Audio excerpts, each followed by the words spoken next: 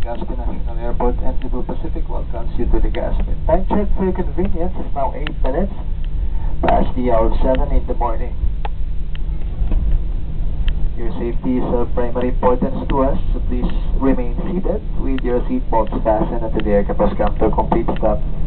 And do not stand up to get your bags or go to the lavatories until advised to do so. Once again, in accordance with civil aviation regulations, cellular phones must not be switched on until you're inside the terminal building.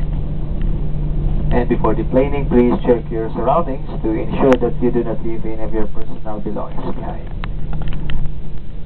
Kalalapag po lamang natin sa paliparan ng Legazpi at mangyari po lamang na manatili na kaupo at huwag po lamang tumayo para kunin ang inyong mga gamitan o pumunta sa mga palikuran hanggang kayo ay nabigyan na ng pahintulot na bomba. Panatilihin po lamang na nakasara ang inyong mga teleponong cellular hanggang kayo ay nasa loob na ng terminal building. Once again, on behalf of your flight deck crew, Captain Pabali with First Officer Ola, together with cabin attendants Eunice, Carla, and Sha, this is Bob thanking you for making Cebu Pacific your airline of choice. Once again, good morning.